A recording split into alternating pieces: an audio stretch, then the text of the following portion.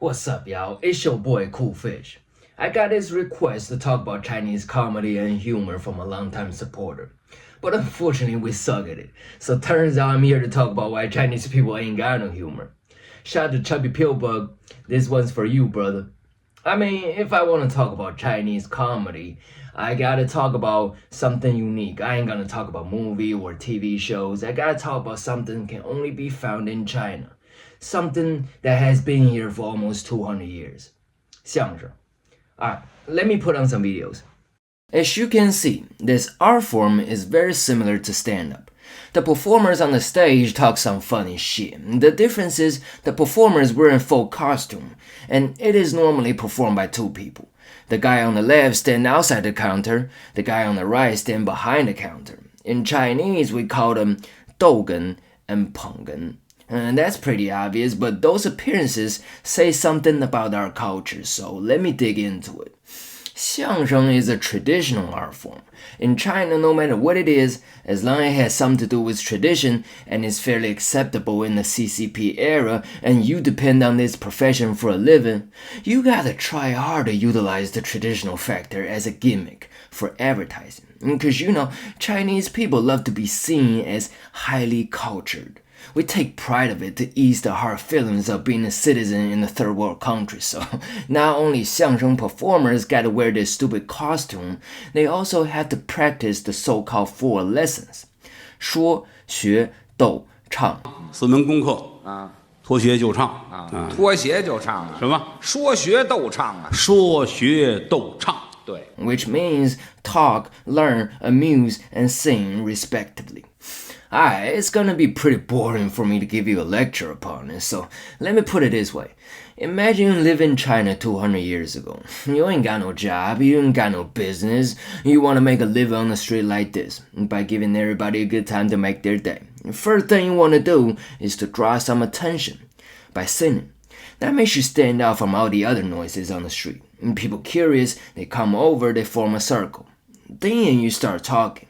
And you better overcome your speech impediment. You better know what you're talking about. And you better be fluent. And your stories better be easy to follow. But that's still not enough.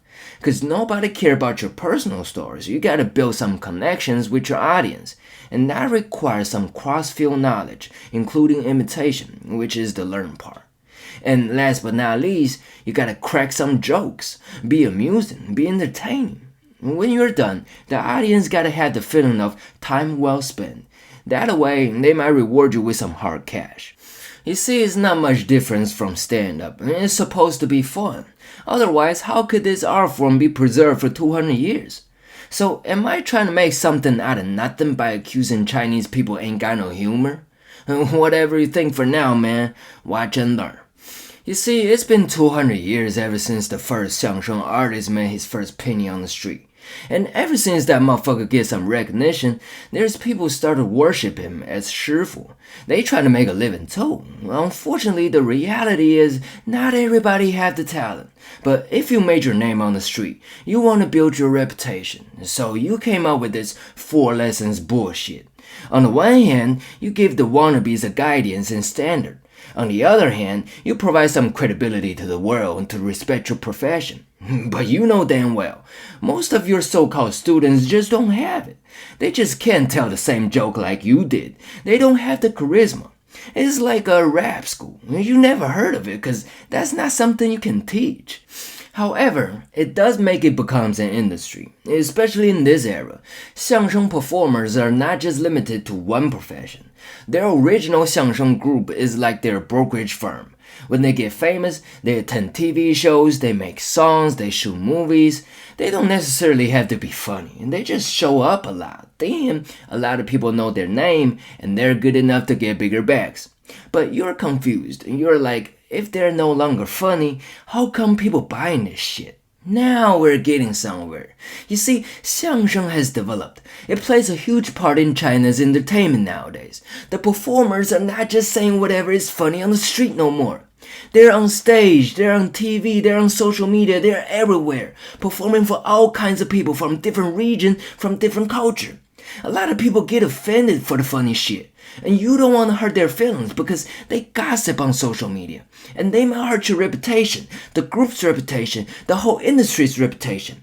When the so-called negativity is blowing up on media, then the CCP's gonna have to step in and protect their people's feelings.